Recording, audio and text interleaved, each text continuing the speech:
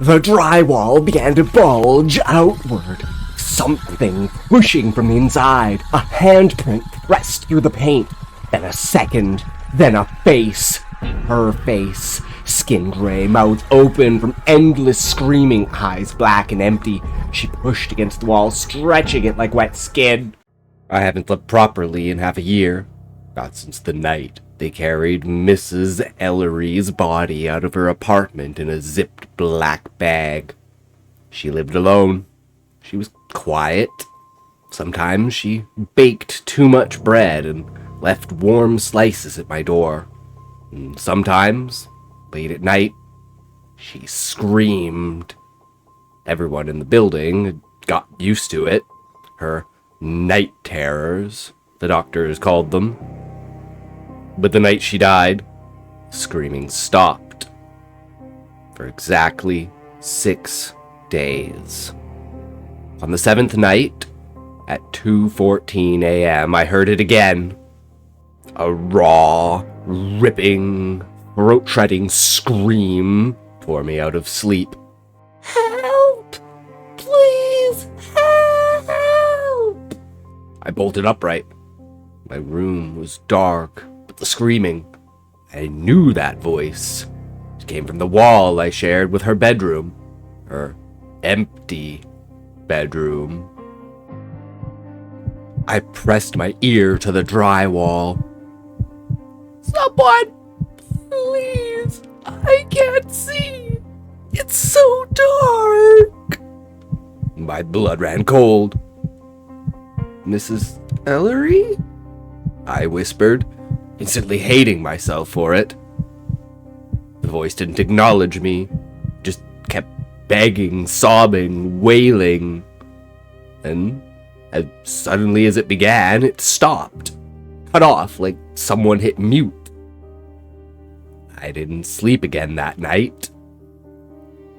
The next morning, I called the landlord. Someone's in her apartment, I said. I heard screaming. He exhaled sharply.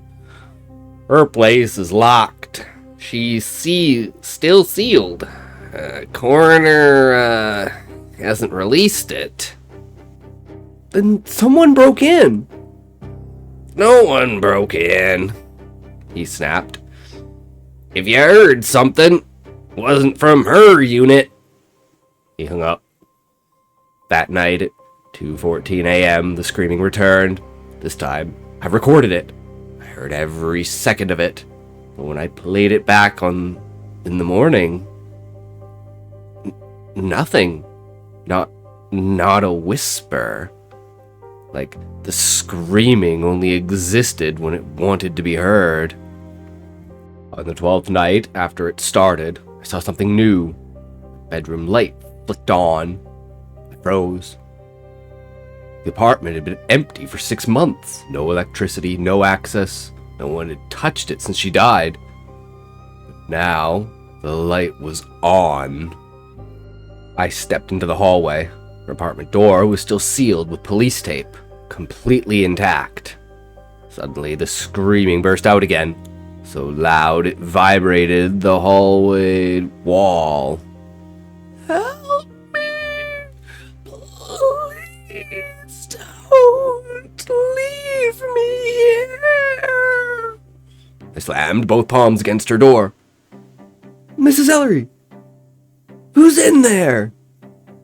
Screaming choked off instantly. Then, from the other side of the door, a whisper pressed so close I could hear the breath behind me. You left me. I stumbled back. The next day, I found her obituary online. June Ellery, age 72, no children, no close family, cause of death, heart failure. There was something else. A comment posted 3 days ago.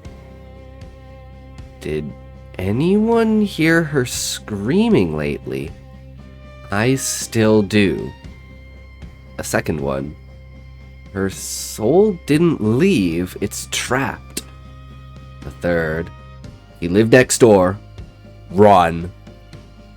I didn't run. I should have. 3 nights later, the screaming changed. It wasn't coming from the wall anymore. It was coming from inside my bedroom. Don't close your eyes, she shrieked. I threw myself out of bed, crashing onto the floor. Please, help me. Don't leave me here. Please. Her voice ripped through the room, bouncing off the walls, circling me like a storm. And it stopped. A quiet breath brushed my ear. Found you. After that, screaming didn't follow a time anymore. 2:14 a.m., 4:52 a.m., 1:03 p.m. Sometimes right as I walked in the door from work. The worst part wasn't the screaming. It was the knocking. Late one night, half asleep, I heard a faint sound. Slow, heavy. Knock, knock, knock. I followed the sound, heart in my throat. It was coming from inside my closet. I gripped the doorknob with shaking fingers. Miss Ellery? I whispered. There was a long silence. Then a voice, broken and wet with despair, whispered from inside. Please don't put me back. I let go of the doorknob instantly and stumbled backwards. Put her back where? I began researching, screaming after death, ghosts stuck in walls, neighbor haunting. Nothing prepared me for what I learned next. I found an old news clipping about the apartment building. 20 years ago, a tenant vanished without a trace. Last seen entering apartment 2B. Mrs. Ellery's apartment. Rumor said she used to lock him in a crawl space behind her closet to keep him safe. They never found his body. But her night terrors, her screams, had started the same year he disappeared. Oh God. She wasn't the victim. She was the jailer. And now she was trapped in the dark she once trapped someone else in. Last night was the worst. I woke up 2:14 a.m. like always, but this time there was no screaming. Just a soft, rhythmic scraping behind my wall, like fingernails. Then her voice came, but not frantic, not begging. Calm. Too calm. You're kind, she said. You listen to me. No one ever did. You listen to me. No one else ever did. I pressed my back against the headboard, shaking violently. Please stop, I whispered. Scraping grew louder, closer. I don't want to be alone in the dark anymore, she muttered. Let me stay with you. No, you can't. Her voice cut me off. Don't worry, I know how to get through. The drywall began to bulge outward like something was pushing from the inside. A handprint pressed through the paint, then a second, then a face, her face, skin gray, mouth open from endless screaming, eyes black and empty. She pushed against the wall, stretching it like wet skin. I found the way out. I ran. I grabbed my phone, my keys, didn't even put on shoes. As I fled down the stairwell, her final scream shattered the silence behind me. Don't leave me here alone. I'm writing this from a hotel an hour away. I haven't gone back. But the front desk called a few minutes ago. A woman came to the lobby asking for me, screaming my name. They said she looked about 70, pale, shaking, like she'd been trapped somewhere dark for a very, very long time. I don't know what to do. I don't know where to go. But I know one thing. You ever hear your dead neighbor screaming, don't answer. Don't listen. And whatever happens, don't let her find you.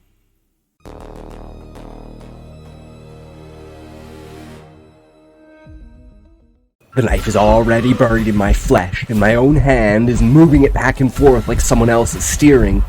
Try to scream, but nothing comes out. The body refuses. With each sawing motion, the skin of my abdomen parts like wet cloth, and long ribbons of it peel away.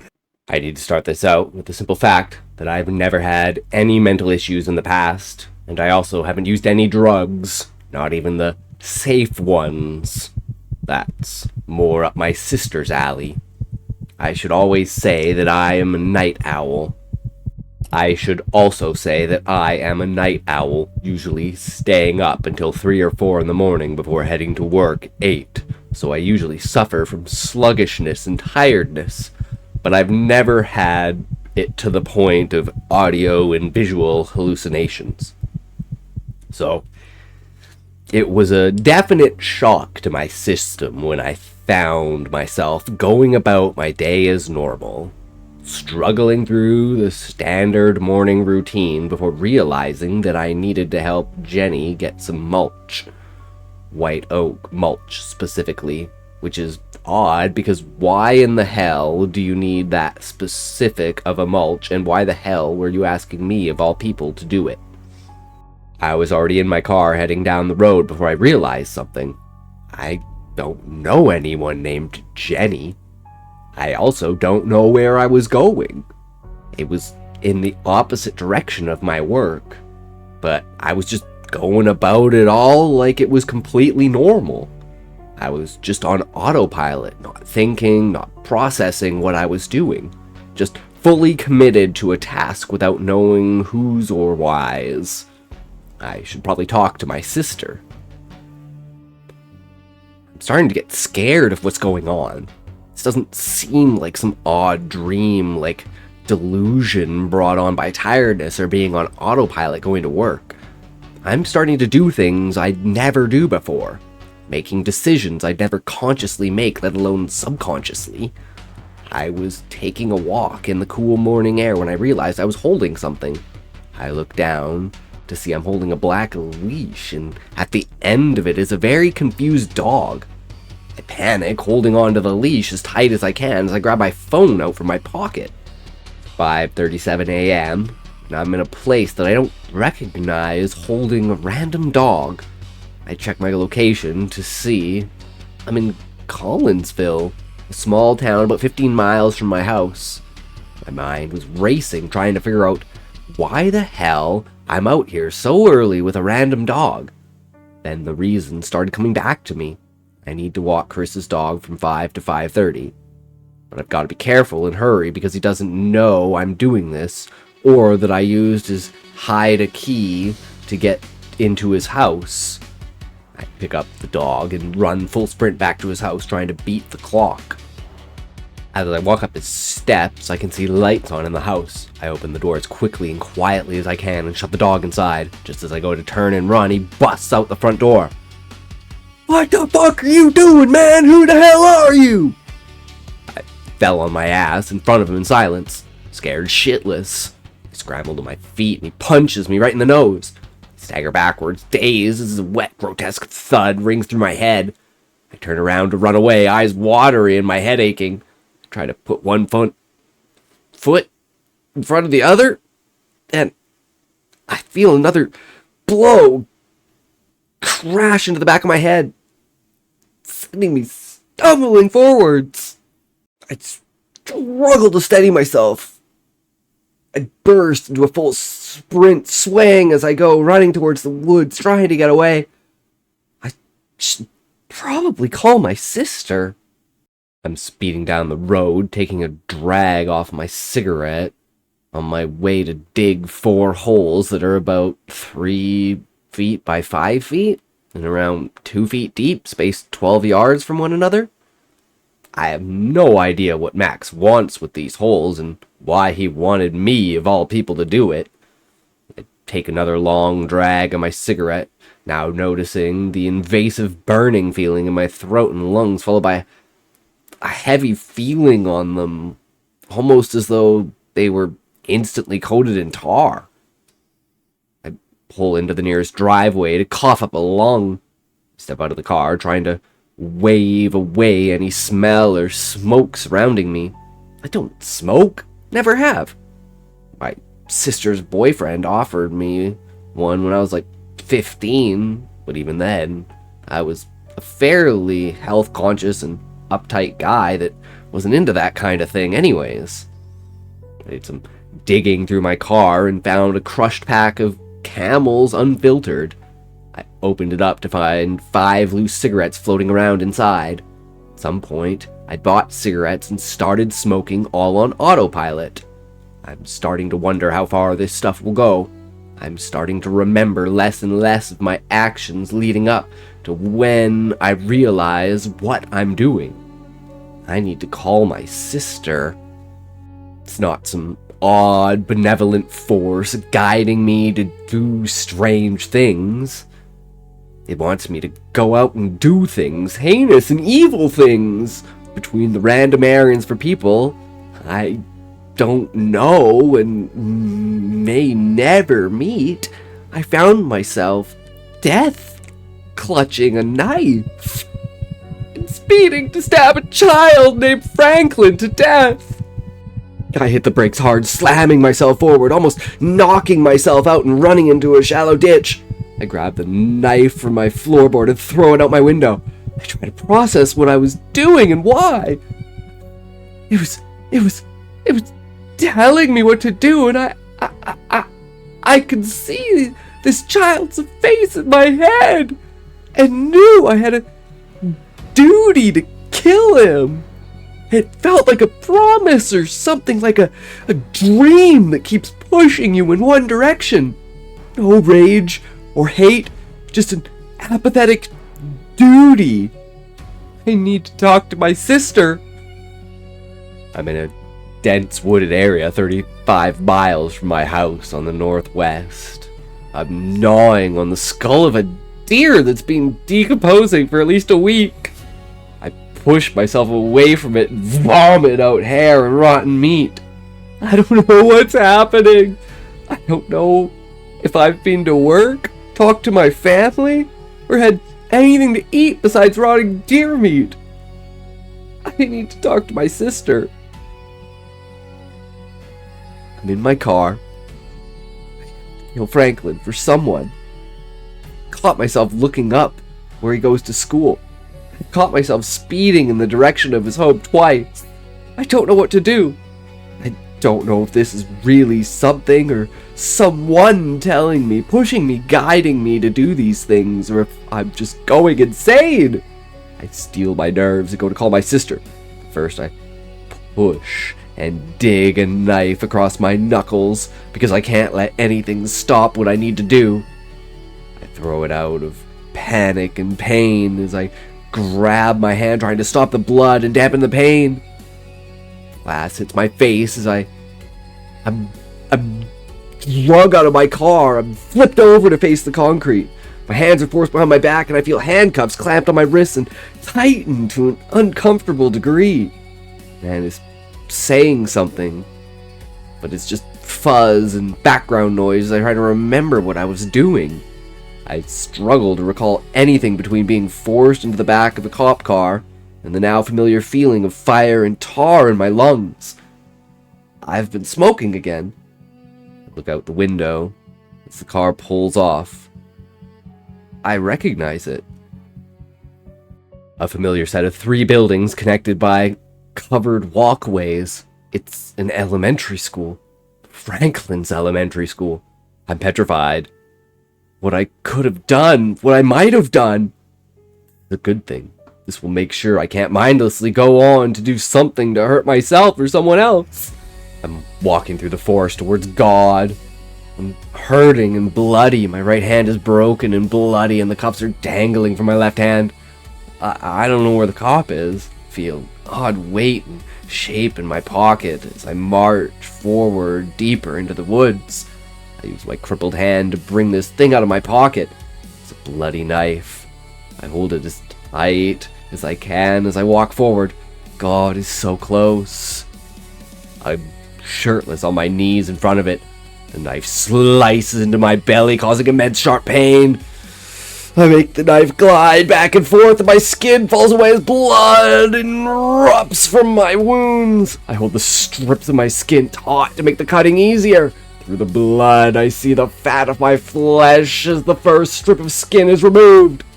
I'm in immense pain, tears pour down my face. I feel the constant pulse of pain, and warm, wet blood turn cold in my lap. I move the knife over to cut another strip of flesh off my body. It's a nightmare. I can see everything, I can feel everything, but I can't do anything to stop it. Everything is in motion. I can't stop, because I have to feed it. I can't stop, because I've already taken off 2 long strips of flesh. I'm completely skinned my stomach. I feed the strips of my flesh to the yew tree. It's Eden. It's just a tree. And the stories get scarier and creepier and worse as they go, but thank you for sticking with us for this long, so don't forget that some things will come for you if you do not like the video, as well as comment below on what your favorite story is, what you would like to see next, and anything else. If you would like to submit a story or any thoughts, criticisms that you have, please leave them down in the comment section. And don't forget to subscribe, because there might be something waiting for you if you don't. I watch his claws rake against her face, peeling skin back in wet ribbons as it buried its stitched muzzle into her throat. The smell hit me then, rotting fur, old blood, and something familiar under that made my stomach lurch with more than terror. Join the community for more stories. My family was always a little bit strange. We owned a failing antique shop in my town for as long as I could remember. My father was quite eccentric and collected various knickknacks and assorted artifacts. I saw them mostly as junk and still had no idea how we were staying afloat money-wise. But I never bothered asking. My mother was a quiet, self-spoken woman who always had a look of sorrow. My father said she hadn't had the best past before we moved here. I was a senior at the time, getting ready to go off to college. Tonight was a very big night for me. I was going out with a girl I had liked since I was a freshman, and some of her friends. I hadn't really fit into that crowd, but over the summer, I had changed a lot physically and was apparently in some new league where women decided I was desirable. It was my first Halloween actually leaving the house. I had never trick-or-treated when I was younger for various reasons, but I was excited and my parents let me go out tonight. I heard the horn outside and quickly gave my parents a goodbye before exiting the shop and running out to meet my brand new friends. Margaret was in the back seat of the Jeep, and thankfully, she had saved a space for me. I smiled at her and hopped in, and we gunned it out of there. I dived into a deep talk with her about her current classes and her shitty history teacher, Mr. Abbott. It wasn't until we passed a sign saying exiting Casey County that I realized how long we had been driving for. "Where are we going?" I asked curiously as we drove down the dark highway. Jonah, one of the guys in the front seat, turned around with a wry smile and answered, "Winslow." "Why the hell are we going there?" "The haunted Walmart." His voice trailed off and my blood ran cold. Everyone in the town had heard the story of that place. It was an abandoned Walmart left to rot on the outskirts of the city. It was a real place, and it had heard ghost stories about it every year since I was a child. Every disappearance or tragedy had been blamed on the place. It was said to be bad luck, but I chalked most of that up to silly small-town superstition. Every small town had some dumb ghost story like it. I didn't like the idea of breaking and entering. I had been a rule follower my entire life.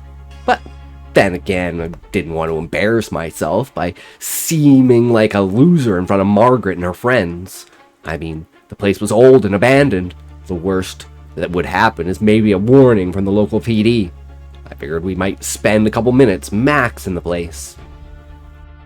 We arrived at the Walmart about 20 minutes later and found the place fenced off with various construction equipment littering the area. I guess they were in the process of demolishing the place. Parked outside the fences, and another car pulled alongside us. Together, we made a group of 9. One of the boys from the other car pulled out wire cutters. His name was Newt, if I remember correctly. He was larger than the rest of us and was easily able to shred through the fence with speed. Softly, I felt Margaret's hand enter mine, and I smiled like a big dumb idiot. We crossed the fence and made our way into the Walmart. The place had allegedly been closed down for over a decade, and it looked that way. Promotional art from old video game collabs littered the front, and pricing stickers with prices that would be considered a steal aged the building far beyond the last 10 years. The front was a mess of appliances and machines piled into a heap that we had to squeeze our way through. The place stunk, the kind of stale, rotten smell that untouched buildings have, almost like bread that is left around much too long. Who knows the last time people had ever been into this place? After passing through the heap of machines, we entered a relatively normal area. Cardboard and trash littered the ground, and clothes racks lay sideways. I was shocked at how dense the area still was. They hadn't removed any of the products, and clearly looters hadn't stolen much. I watched as Newt dragged his girlfriend away, holding hands and smiling. Slowly, the group separated into groups of 2 or 3, eventually leaving Margaret and I alone. Walked side by side through the old kids section and started a polite conversation. So, do you have any plans for after high school? She asked me. Yeah, heading to LA for an art degree. I never knew you were an artsy type, Hunter. I don't think you even knew I existed till this year, Margaret. Don't be silly, we're in the same English class as freshmen. I'm shocked she even remembered that. Once again, a big, dumb, idiot smile fell upon my face. Yeah, Well, Mr. Clancy's class. you sat 2 rows ahead of me, remember? Thought you were? Always a little bit of a geek and raised your hand a little too fast, but it was cute. I'll spare the details of the next few minutes, but I will say my first kiss was somewhat magical. The second one was a little bit sloppy, though. The third had some tongue, and that I didn't know I was ready for at the time. Suddenly a loud scream rang out. My gut sank, and I quickly turned in the direction of the noise. I looked to the right of me and yanked a splintered piece of plywood from one of the shelves. I then started slowly making my way in the direction of the sound. I abruptly stopped and looked at Margaret. We looked terrified. I couldn't endanger her like that.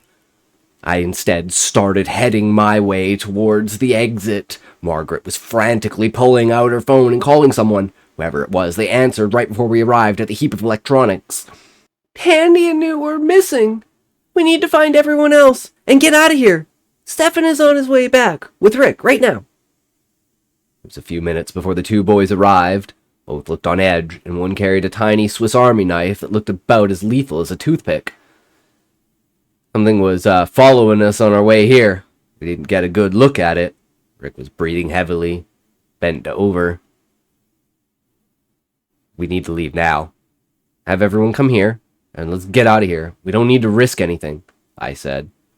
Hell no. We need to get the others and get out. I'm not leaving my sister behind. Stefan raised his Swiss Army knife, pointing back at the racks. I sighed deeply and looked back at Margaret. I needed to keep her safe, but Stefan was the one with the car and the keys. Fine. Rick goes outside to the car with Margaret. Stefan, give me your keys. No one is touching my ride. If something happens to us, they need to get out of here, and they get help. They need those keys. Stefan looked as though he was weighing his options, but he slowly handed his keys to Rick. I turned to Margaret, squeezed her hand, and kissed her cheek. If we are not back in an hour, you call the cops, and then get the hell out of here. No questions. Margaret nodded. She and Rick disappeared into the heap of machines. I turned back to Stefan and nodded as we made our way towards the aisle. He was fiddling with his phone as we walked slowly towards what used to be the freezer section. The deeper we went into the building, the darker it became as the outside light couldn't reach this far. Stefan's phone flashlight lit up, and he pointed it forward. We eventually found our way to a small number of the group who were huddled together in one of the aisles. One of the girls I recognized, named Felicia, stepped out of the huddle as we came closer. We didn't find anything, but something was following us. We heard it and turned around. I know Tandy was here. Stefan. You guys need to get out of here and back to the cars. Take this and head back. I handed over my wooden weapon. I can't go back. She's my best friend. Felicia looked at us defiantly. All these people were willing to put their lives on the line for this missing girl, Tandy. 3 of us would be better than just 2, especially if there was something or someone following us. I looked at the rest of the group as I weighed my options. If you can come with us, the rest of you need to go back and get to safety. We don't need anyone else getting hurt. If something happens, you yell, loud. The 3 remaining people walked away in the direction of the entrance, and I turned to my 2 partners. We need something to defend ourselves with, if something is following us. I'm assuming hunting supplies are down deeper in the store. We stay close, and we make as little noise as possible. We don't know what's following us. Could be a homeless person or just a wild animal. Neither is ideal. We began making our way to the hunting supplies. The dim light from our phones was our only way of seeing. I heard noises periodically, almost like a chitter, a low humming, or pitter-patter as well. We eventually made our way into an area that was slick with liquid. More than likely, there was a leak somewhere in the roof. We finally arrived at the hunting supplies and looked around for anything to help us. Eventually, I found a plastic-wrapped hatchet and quickly tore off the wrapping. I knew how shoddy Walmart's products were. I only hoped that it would hold up if something attacked me.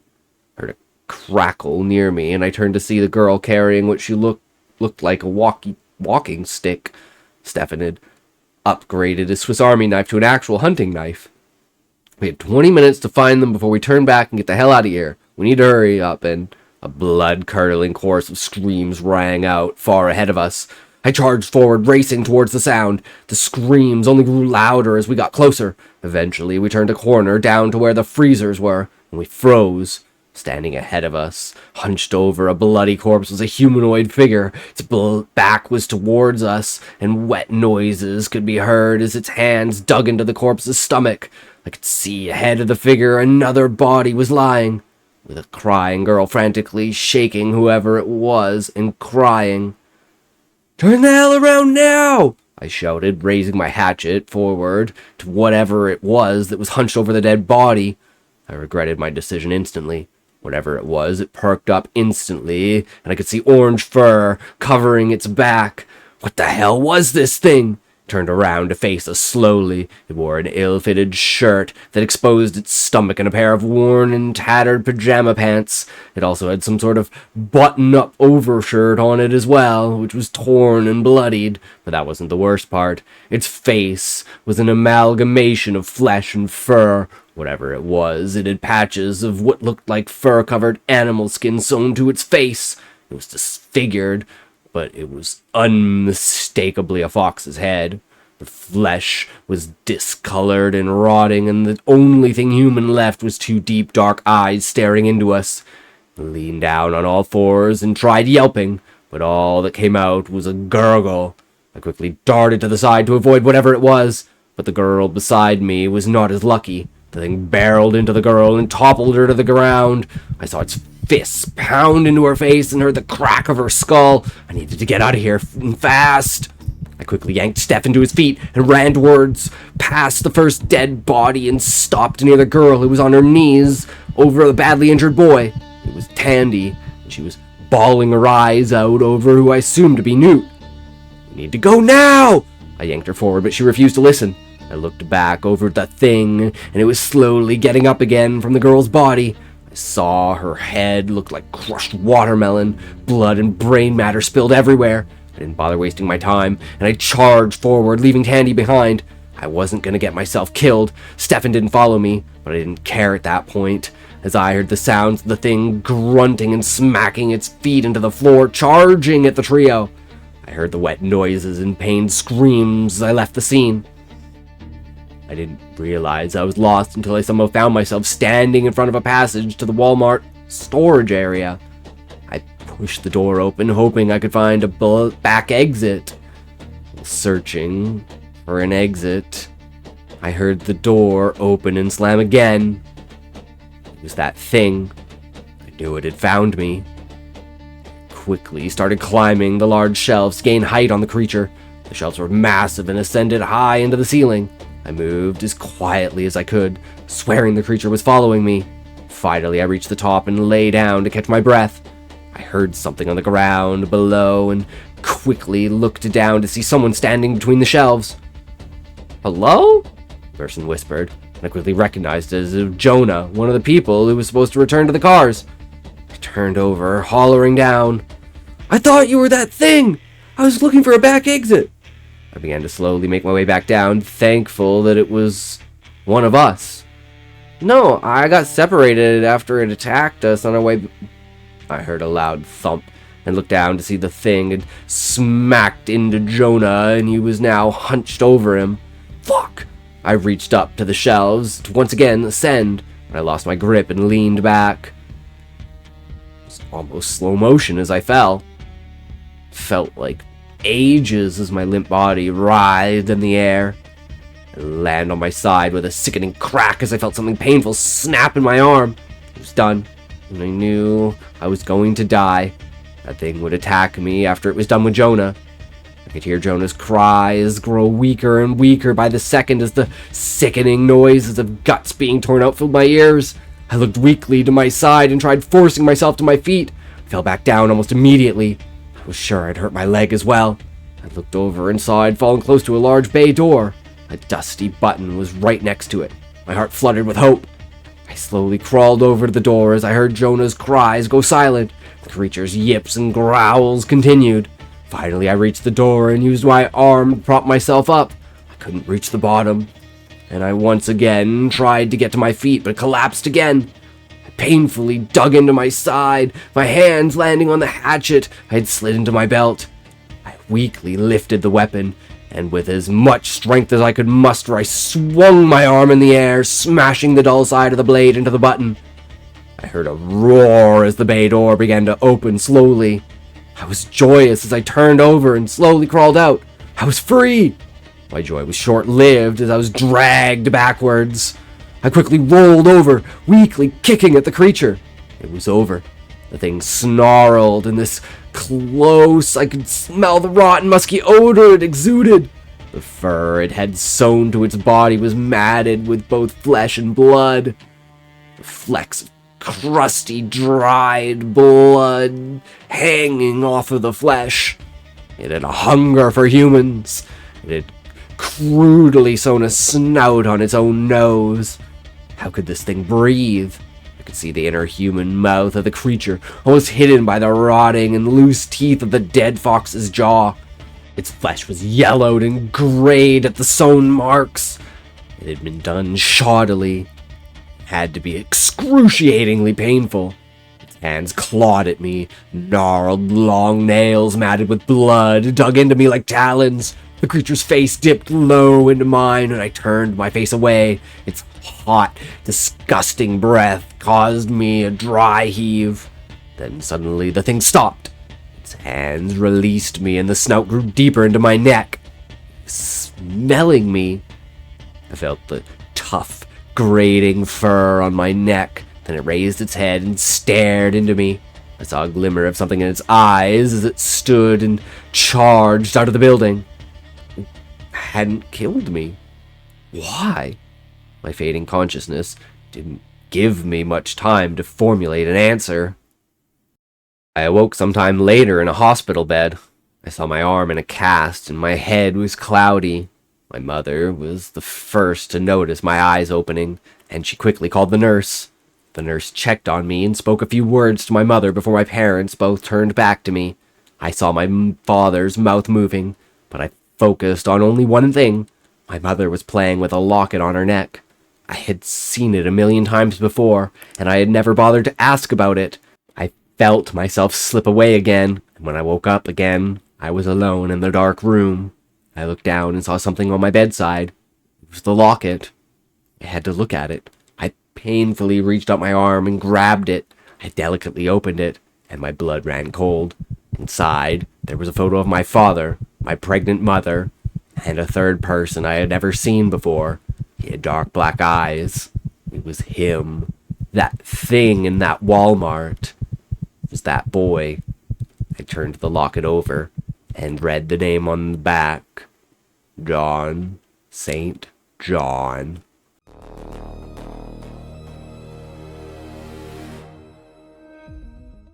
Mehmed scrambled backward until the headboard cracked against his spine. "Another nightmare?" he gasped, clutching at the sheets. "Only a nightmare?" The head laughed, a low gurgling sound that bubbled through the honey. "Yes, but this one is very real." Join the community for more stories. The Topkapi Palace was alight with the celebratory shouts of the governors, generals, and janissaries, though none was heard so loudly as Sultan Mehmed II, for the great Ottoman Empire had finally felt their greatest Christian enemy, the terrible heir to the Order of the Dragon, Vlad III.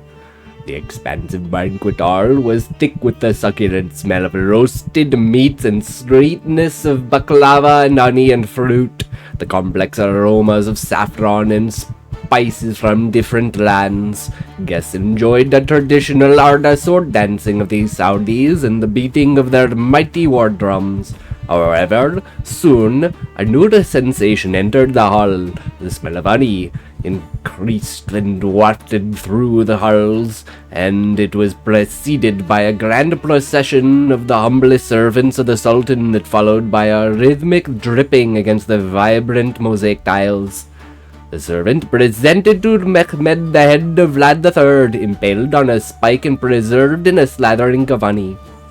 So hilarious was the irony of impaling the impaler that Mehmed laughed so long and so hard, everyone feared his soul may fly to heaven and stand before Allah long before his close. Turtles expired.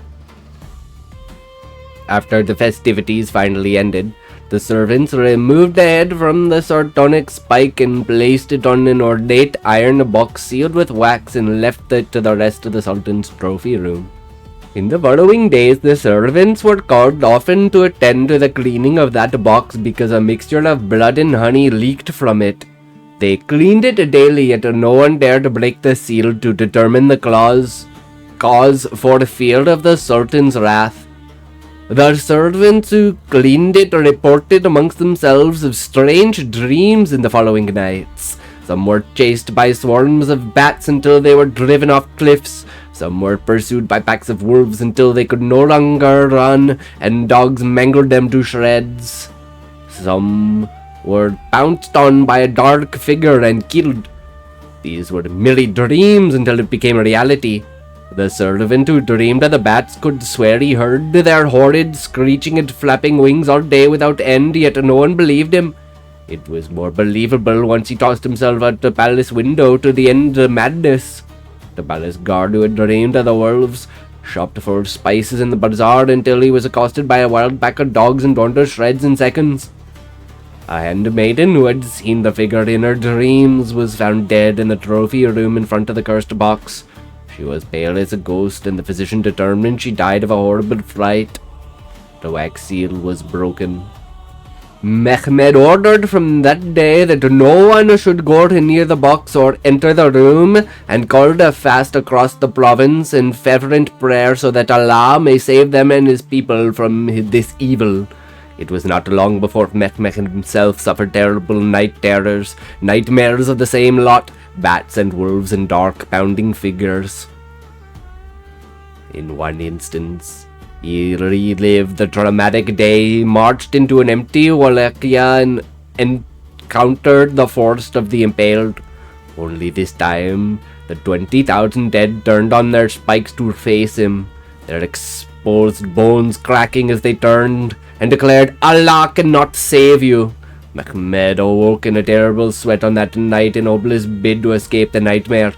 Only he awoke to a new one. There on his nightstand was the very box that plagued his palace, stinking of sweet honey and metallic blood. The box's walls came undone, falling off one by one and revealing the head of Vlad III, his hair and beard still wet and sticky with honey. Vlad's eyelids opened and revealed his eyes glowing as amber, and his mouth snarled to reveal his elongated canines, the fangs resembling those of the wolves of the prince's homeland. Vlad snarled and said with disgust, "Sultan Mehmed II of the Ottoman Empire, Mehmed the Conqueror, how does it feel to face something greater than thou?" Mehmed leapt back and said feverishly, "Another nightmare, simply a nightmare." Vlad said, "Yes, but this one is very real. Do not doubt your senses.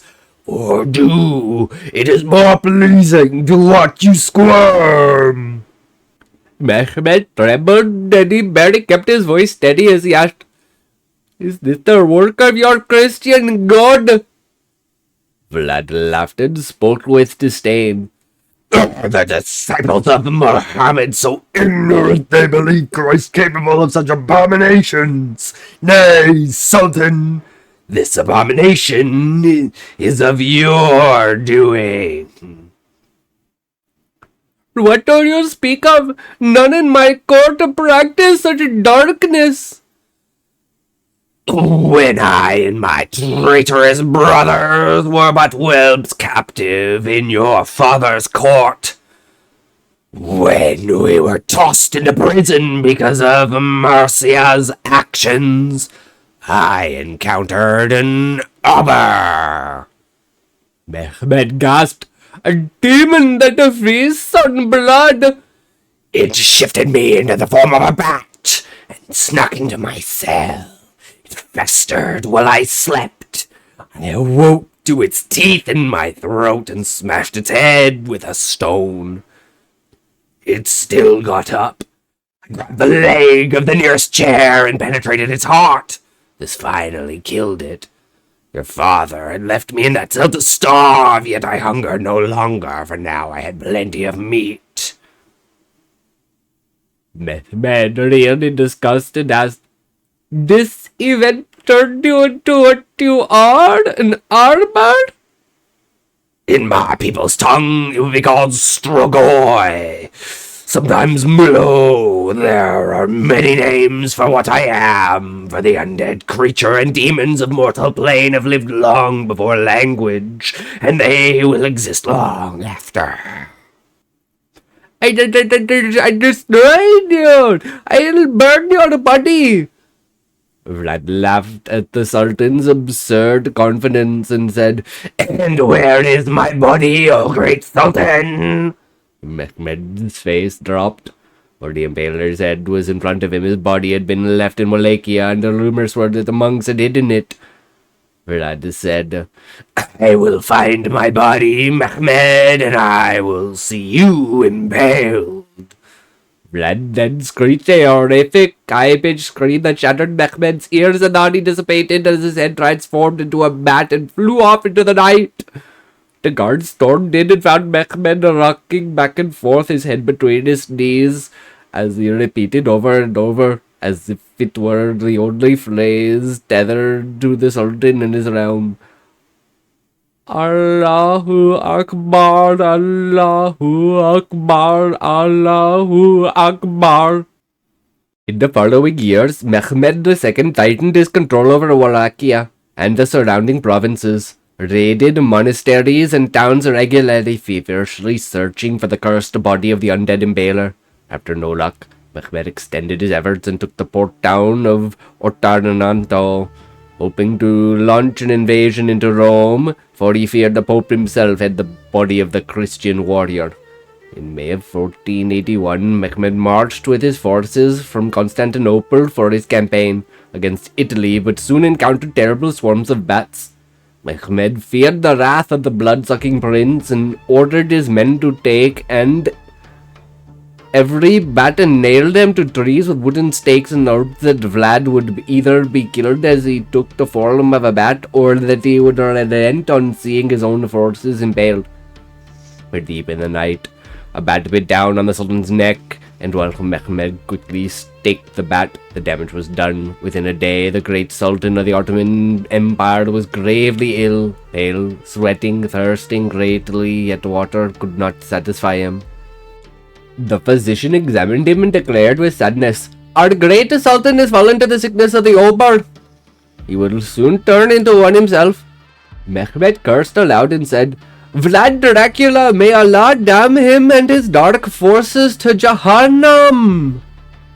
The physician turned to the guards and said, "If you wish to preserve our great empire and bring glory to Allah, you must penetrate the Sultan's heart with a wooden stake. End his life honorably so he may be welcomed into heaven." The guards and janissaries were solemn. They prayed and prayed that Allah would grant them mercy for this act before the Sultan's personal guard stepped forward and performed the euthanasia. As Ahmed II gasped his final breaths, he saw the physician exiting the tent, but the physician turned and revealed glowing amber eyes, and he smiled devilishly to reveal his fangs. The collar of his robes dropped ever so slightly and revealed a faint scar across the circumference of his neck. The Sultan reached out but could say nothing before fading into darkness. The Impaler had fulfilled his promise. Mehmed's son, Bayezid II, took the throne not long after, the guards being sure to report his father died of illness so that none may know how he truly passed on. The people of Wallachia briefly rejoiced Mehmed's passing before lamenting the fact that they would be subject to the Ottomans still. A group of peasants walked along the road beneath Peonari Castle, the shining fortress of Christendom, built by the great hero of Romania, Vlad Tepes Dracula. But since his fall it had been raided and torn apart by the Ottomans, now a shadow of Wallachia's former glory. The peasants lamented Dracula's death and prayed God would send another crusader against the terrible Muslim menace. But then hooves were heard on the path. The peasants turned and observed a dark figure riding a black horse. The horse's gait was unnatural. It was not filled with any sign of life. It had carried itself as a royal steed. The figure atop it was dressed in crimson and black robes. It seemed himself to be a regal man despite the icy aura surrounding him. Both rider and horse seemed in and of themselves to be harbingers of a deadly winter. The horse trotted along, and it was observed that swarms of bats flew down from the trees and laid on the ground, their wings and faces prostrate on the ground as the figure passed. One might even say it was a royal procession for the coronation of a new dark lordship over Wallachia. One peasant noticed a figure intentionally rode the steps of Peonari and said, "My lord, there are none at the castle to greet you. Why do you approach the ruins of Peonari?" The figure turned, his amber eyes glowing against the pitch black, and said, "I am home." This was a very nice out-of-pocket one. I do not mind it to be in here, but tell me what your thoughts are on it. Yes, very much, thank you. My parents weren't people anymore. They were pieces. Mom's face had been peeled back in wet ribbons, her eyes still wide and reflecting the swinging bulb above us. Dad's belly was split open like a butcher's diagram, loops of intestines streaming in the cracked linoleum. Join the community for more stories. My doctor gave me this journal to tell my story, since it's easier to write it than to speak it. My doctor gave me this journal to tell my story, since it's easier to write than to speak it. Dr. Henley says the act of writing might help me process what happened.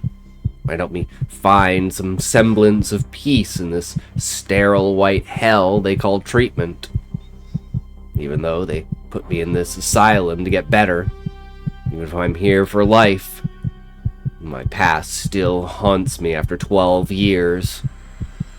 Screams still echo in my dreams.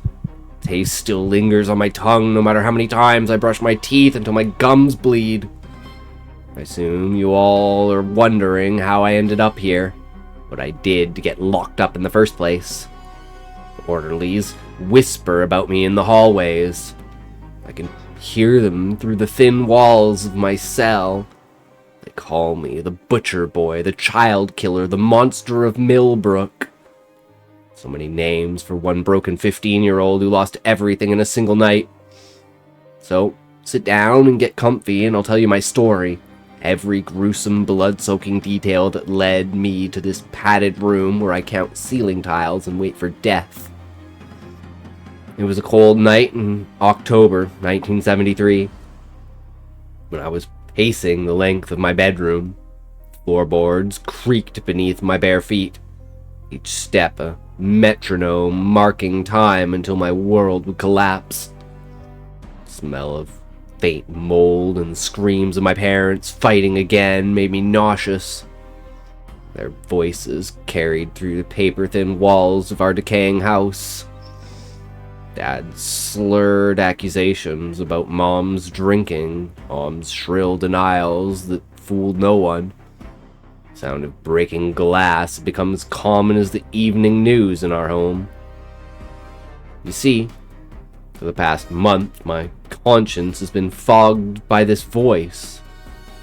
A broken and siren-like voice that seemed to seep through the cracks in my skull, promising me a life full of peace, an eternal life where I am the god of my world.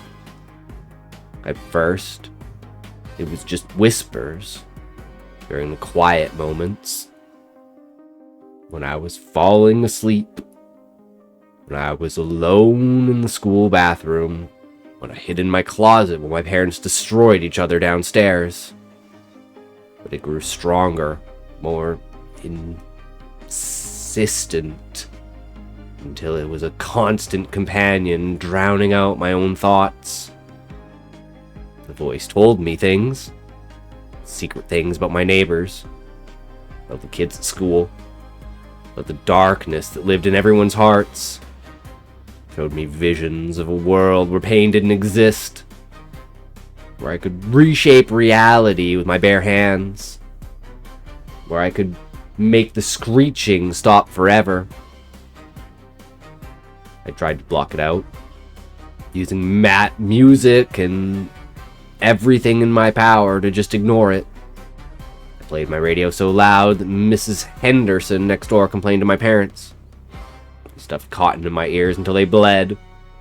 I even tried praying, though we hadn't been to church since I was 7. But the voice laughed at my prayers, told me God had abandoned our house long ago, and that it cared enough to offer me salvation.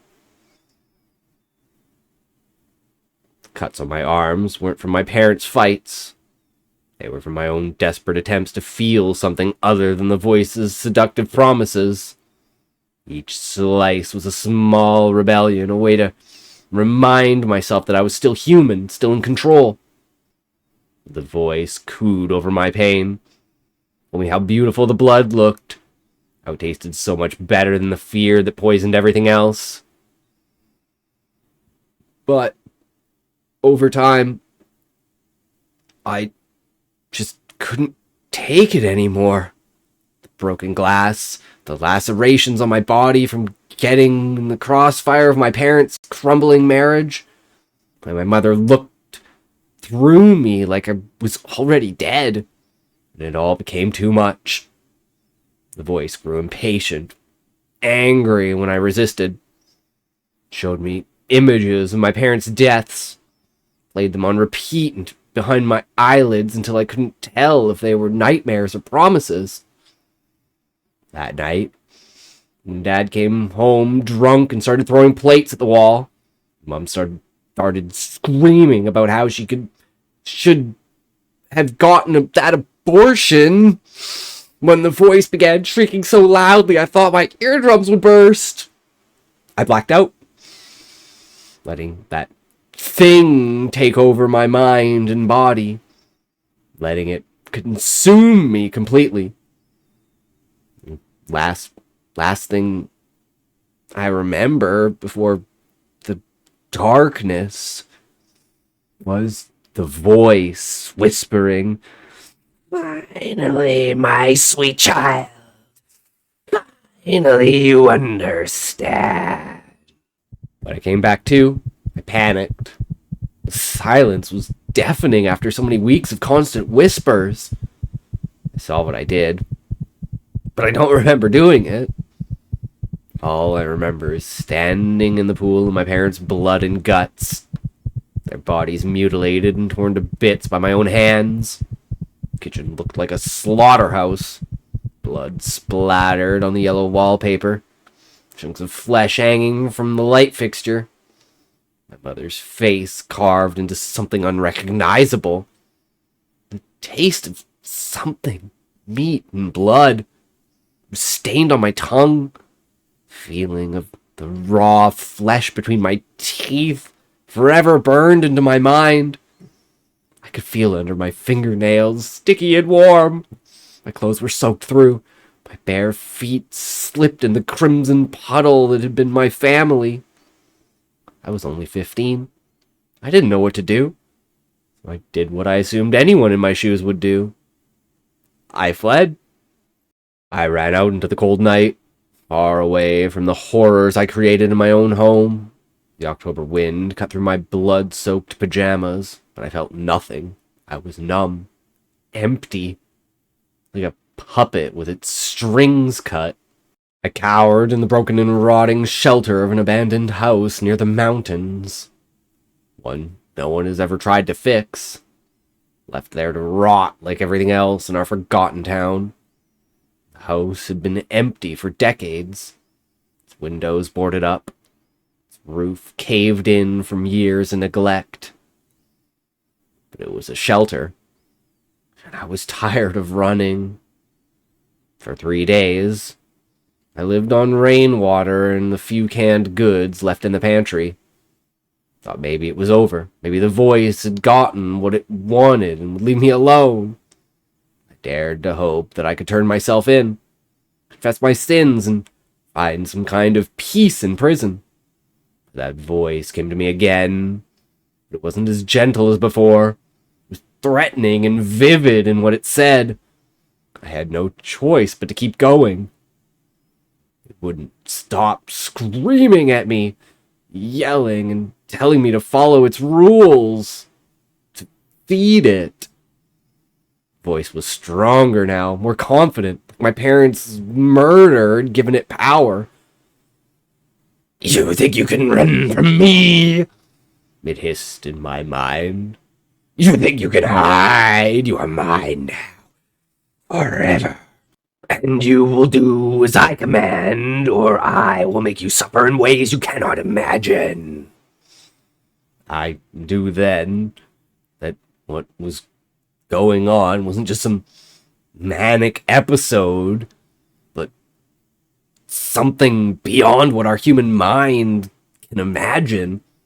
This isn't or wasn't mental illness. This was something ancient, something hungry, something that had been waiting for a broken soul like mine to inhabit. The voice showed me my first target, Sarah Michelle, a girl from my school who had always been kind to me. She was walking home from her job at the diner, alone on the dark mountain road. The voice told me exactly what to do, where to strike, how to make it quick so she wouldn't suffer. But it lied to me about the suffering part. I spent over 10 years trying to keep it silent. A desperate and silent cry of regret in my actions as I slaughtered and murdered the innocent souls in my town. eating and carving into their flesh like some mad rabid animal. Each kill was supposed to be the last. Each feeding was supposed to satisfy the voice's hunger. But it was never enough. Sarah was followed by Mr. Thompson, who taught me to whittle when I was 8. Then came the Martinez family, mother, father, and 2 young children who had done nothing but exist in the wrong place at the wrong time. The voice grew stronger with each death, more demanding, more creative in its requests. It got easier over time, all feeling leaving me, my emotions numb, my body moving on its own.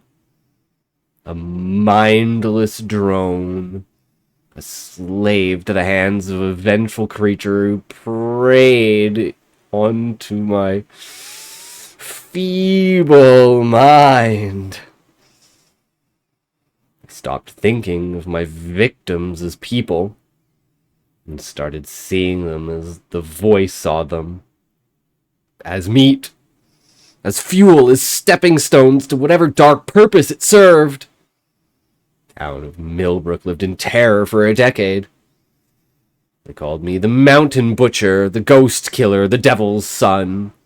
Police came from 3 states to hunt me. The voice always knew where they were, always helped me stay one step ahead. They would whisper their plans in my ear, show me their weaknesses, tell me which ones deserve to die screaming. 23 people died by my hands over those 10 years. 23 souls whose faces I can still see when I close my eyes. The voice kept count, celebrated each milestone, promised that the next one would be the last. But it was never the last. But when the guns were pulled on me, blinding red and blue lights, making the blood on my skin sparkle like tiny diamonds, felt my mind clear. That dark and evil fog fading, leaving me to feel every emotion and memory come crashing down on me like a tsunami of guilt and horror. They found me in the ruins of the old church on the outskirts of town, covered in the blood of Father Mackenzie, who tried to exorcise the voice from my soul. Poor man had no idea what he was dealing with. The voice had laughed at his prayers, mocked his faith, used my hands to show him just how powerless his God truly was. When the police surrounded me, their flashlights cut through the darkness like judgment itself, the voice simply disappeared. One moment it was there, whispering encouragement, and the next, I was alone in my own head for the first time in only a decade. Silence was deafening. They locked me in this place for 12 years.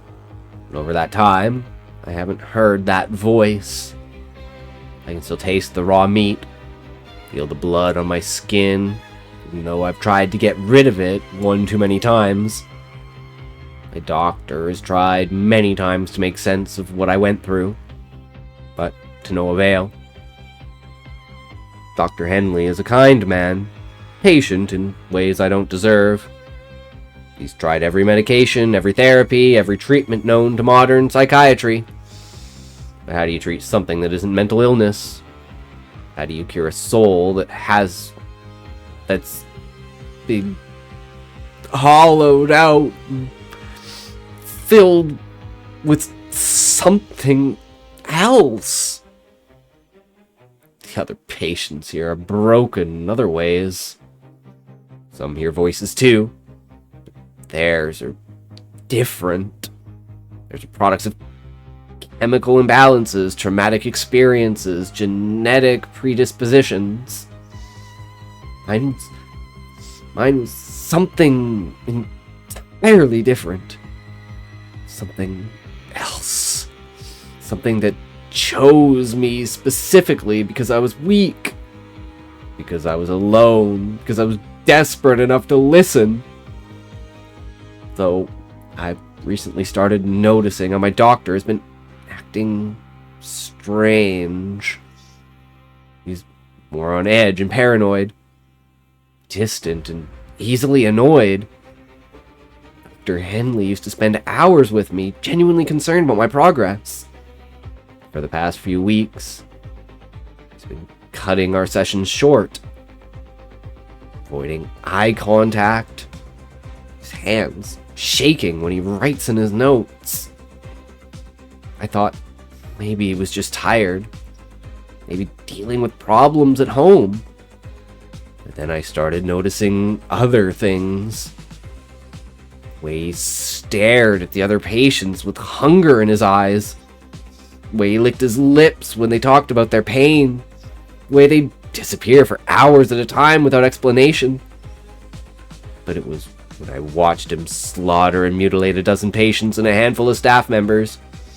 When they dragged him off the pile of bloody flesh and chewing on the raw meat just like they did with me years ago. When I knew it was back, the voice had found a new host. Someone with access to vulnerable people. Someone who could feed it more efficiently than a scared teenager hiding in the mountains. I watched from my cell window as they loaded Dr. Henley into the same kind of transport vehicle that had brought me here 12 years ago. His eyes met mine for a moment. I saw something familiar looking back at me. That same hunger. Ancient intelligence that had lived in my head for so long. And then he smiled, and I heard it, faint but unmistakable, voice whispering in the wind. "Did you miss me, my sweet child?" I fear what's gonna happen when it gets its fill. And if it's going to come back to finish what it started with me, because I don't know that I was never cured, never free. I was just abandoned, left empty, hollow while the voice found someone more useful. The new doctor they've assigned to me is young, eager, full of hope that she can succeed where Dr. Henley failed. Her name is Dr. Sarah Chen. She has kind eyes and a gentle voice. Reminds me of Sarah Michelle, the first girl I killed all those years ago. I've been trying to warn her, but she thinks it's just another delusion, another symptom of my fractured mind. She doesn't understand that the voice isn't gone. It's just waiting, watching, choosing its moment to return. Sometimes, in the quiet hours before dawn, I can hear it calling to me somewhere far away. It's patient now, confident that I'll always be here when it needs me. And the terrible truth is, I think it's right. I'm not the first person it has chosen, and I won't be the last. The voice is eternal, hungry, and it will never stop feeding. God help us all, if he even exists at all. I'm so glad you were able to make it to the end. Don't forget to like, subscribe, and comment. You could be the one that sends the channel to the moon. Don't miss the next grand adventure. As always, tune in next time. Have a good one. I'm so glad you were able to make it to the end. Don't forget to like, subscribe, and comment. You could be the one that sends the channel to the moon. Don't miss the next grand adventure. As always, tune in next time. Have a good one.